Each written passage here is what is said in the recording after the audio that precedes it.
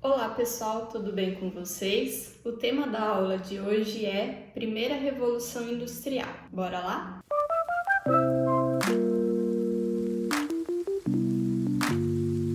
Antes da gente falar sobre a Primeira Revolução Industrial, é importante a gente saber, para a geografia, para alguns estudantes da área de geografia, doutrinadores da área de geografia, a Revolução Industrial ela pode ser dividida em 3 fases diferentes. Para o contexto histórico, costuma-se dividir a Revolução Industrial em 2 fases. A primeira Revolução Industrial, que teve duração de 1760 até 1850, e a segunda Revolução Industrial, que teve início a partir de 1850. Hoje, nós vamos focar mais na primeira Revolução Industrial e vamos deixar a segunda Revolução Industrial como tema para uma próxima aula, tá bom? Quais são as características da primeira Revolução Industrial?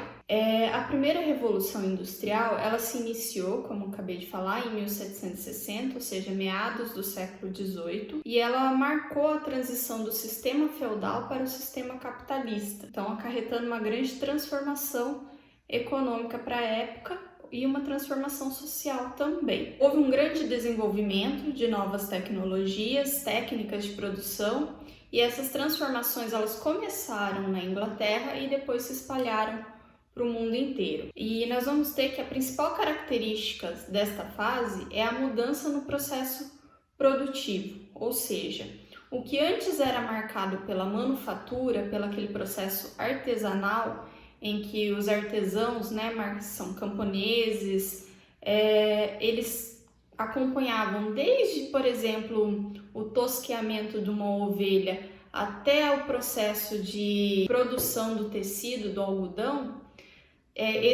acompanhava todos esses processos. Nós vamos ver uma mudança aí, da manufatura para a maquinofatura, ou seja, a gente vai começar a utilizar máquinas nesse processo produtivo e não mais utilizar o trabalho manual desses artesãos, certo? E com esse avanço tecnológico, desenvolvendo todas essas máquinas, a gente vai ver que isso vai possibilitar otimizar o tempo de produção, Eu vou conseguir produzir muito mais rápido que antes. Um artesão tinha que acompanhar todos os processos de produção e demorava um tempão para conseguir produzir um tecido. Vai ver se que vai conseguir produzir muito mais rápido esse tecido com o auxílio das máquinas. E se eu consigo produzir muito mais rápido, eu consigo aumentar a minha produção e aumentando, consequentemente, os meus lucros. Com todas essas consequências, a gente vai ver que vai haver uma divisão de trabalho, ou seja, cada trabalhador vai passar então a exercer apenas uma etapa de produção e não mais todas as etapas, desde a matéria-prima até a comercialização, ou seja, vai ser dividido o trabalho entre as pessoas, cada um vai ficar responsável por um item da produção, certo? Um sistema, uma fase da cadeia produtiva. É aqui também que a gente vai ver, com esse surgimento dessas indústrias, vai surgir também o trabalho assalariado, ou seja, o trabalhador que antes controlava todo o processo produtivo vai passar a ser funcionário da fábrica, ou seja, ele vai trabalhar mediante uma remuneração, Ele vai receber um salário para exercer aquele tipo de atividade, certo? Então ele vai estar vendendo a sua mão de obra. Então isso significa o surgimento de novas relações de trabalho também. Voltando a falar sobre a questão da Inglaterra ter sido a pioneira na questão da Revolução Industrial, ela foi a pioneira devido a várias características, vários fatores favoráveis. Entre eles a gente pode citar, por exemplo, a ascensão da burguesia, promovida pela Revolução Inglesa. Os burgueses, eles eram uma classe social que estavam dominando a sociedade e eles, há muito tempo, eles estavam tendo um acúmulo, acumulando o seu capital. E por conta desse acúmulo de capital, eles detinham todo o capital necessário para investir nas indústrias, para financiar as indústrias, adquirir propriedades rurais, matéria-prima e possibilitar a modernização dos meios de produção. Além disso, a Inglaterra, geograficamente falando, ela possuía uma posição privilegiada, que era um dos fatores decisivos para essa época, porque a Inglaterra ela possuía fácil acesso ao comércio marítimo. Numa época em que o transporte terrestre de mercadorias era extremamente demorado, porque eu não tinha carro, eu não tinha ferrovias, eu não tinha nada dessas coisas, então o transporte era extremamente demorado e, por consequência, extremamente caro, você ter fácil acesso ao comércio marítimo era uma vantagem muito grande. Afinal de contas, facilitava a exploração de novos mercados consumidores e aumentava a sua zona de livre comércio, né? Então, a Inglaterra acabou se tornando uma grande potência marítima e, por conta dessa grande exploração do comércio marítimo, ela conseguiu acumular também bastante capital que pôde ser investido nas indústrias, nas fábricas que estavam se instalando aqui. Outra questão também favorável é a abundância de recursos naturais, que, se olhar isoladamente, não significa tanta coisa, mas associado aos outros fatores, se torna um importante gatilho para que se desenvolva realmente as indústrias. E a abundância aqui de recursos naturais, eu falo especialmente de ferro, lã e carvão. A indústria têxtil vai ser aquela que vai mais se desenvolver.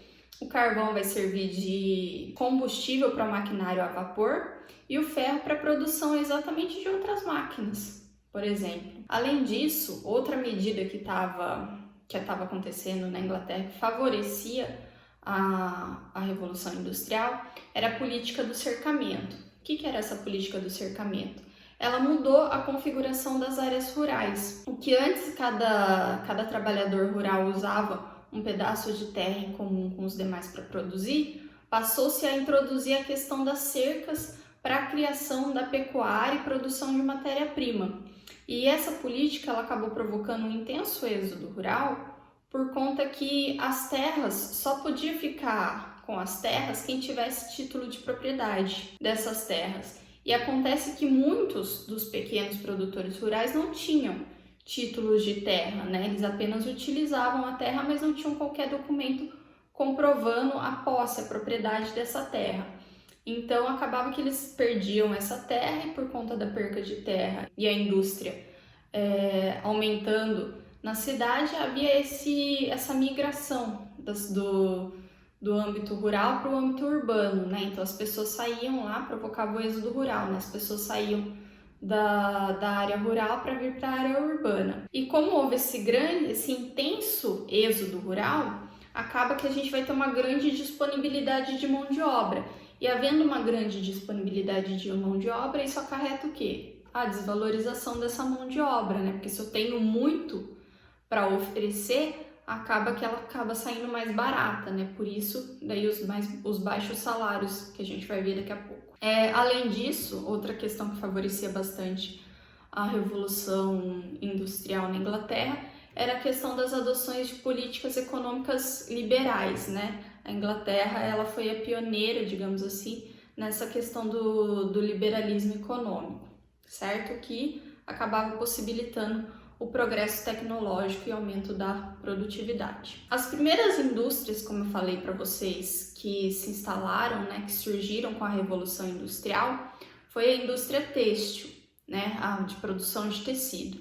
Nesse período surgiram diversas indústrias para a produção de tecido de algodão que utilizavam o tear mecanizado. A produção desses tecidos era destinada à exportação, sendo que um dos maiores impulsionadores da economia inglesa.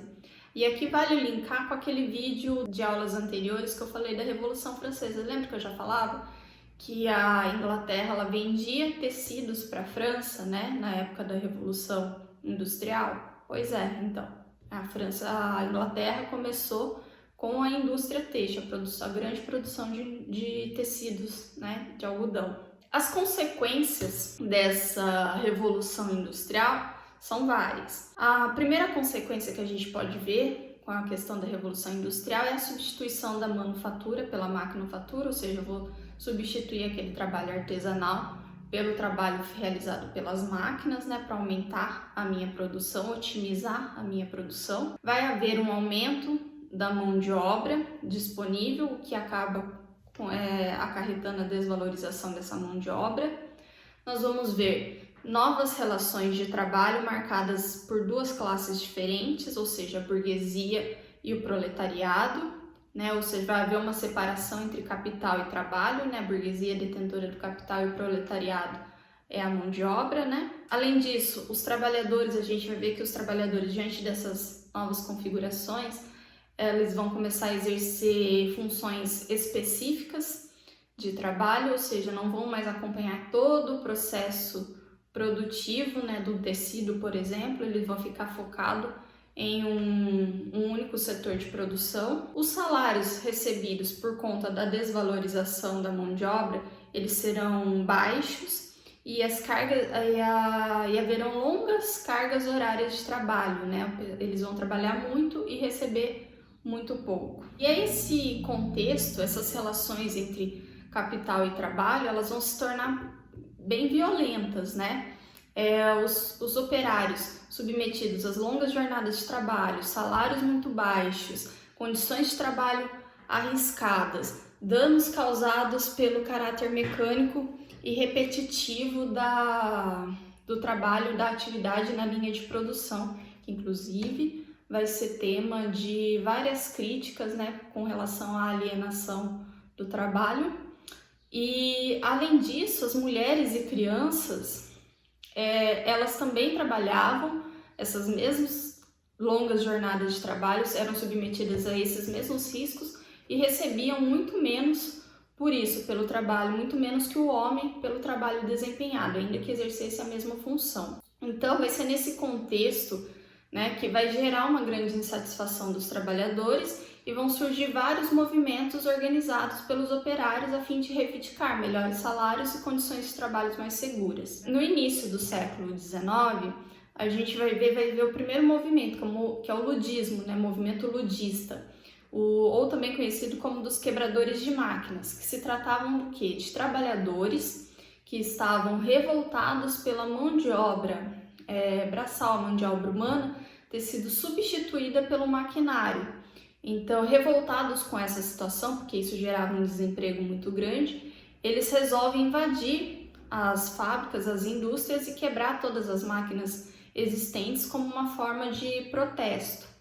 Esses movimentos eram duramente, né, reprimidos pelo governo inglês, e a gente vai ver que mais tarde vão se consolidar as trade unions, né, que eram o quê? Os sindicatos, que tinham como função negociar os direitos dos trabalhadores assalariados de uma mesma empresa ou de uma mesma especialidade, de uma mesma classe trabalhadora contra os patrões e o Estado, sendo que a principal arma de luta desses sindicatos era a greve, era fazendo greve para conseguir a adesão a esses direitos dos trabalhadores. Do outro lado, diante de desses movimentos, né, rebeldes, digamos assim, a burguesia, ao lado do Estado, ela reprimia esses trabalhadores duramente, seja com uma instituição de leis, seja ou mesmo com a força bruta, né, força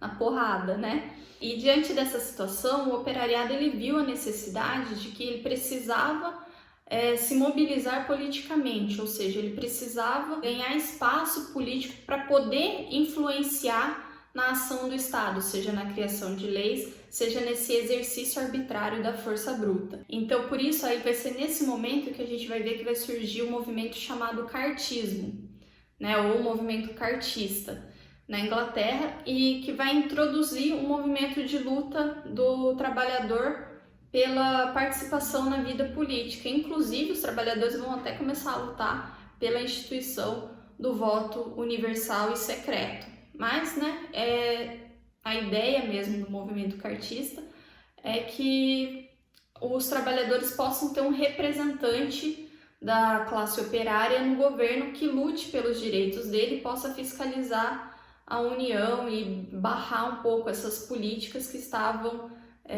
prejudicando os trabalhadores, certo? Bom, então vamos lá, resumidamente, o que a gente pode entender de primeira revolução industrial?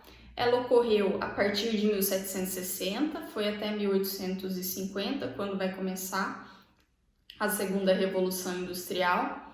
A Inglaterra, ela foi a pioneira da Revolução Industrial por conta da posição geográfica favorável, acúmulo de capital, política de cercamentos e recursos naturais disponíveis. A principal característica da Revolução Industrial foi a substituição da manufatura pela maquinofatura. Vai ter uma especialização das indústrias na área têxtil. A gente vai ver o surgimento e a inserção de máquinas de fiar, tear mecânico, máquina a vapor.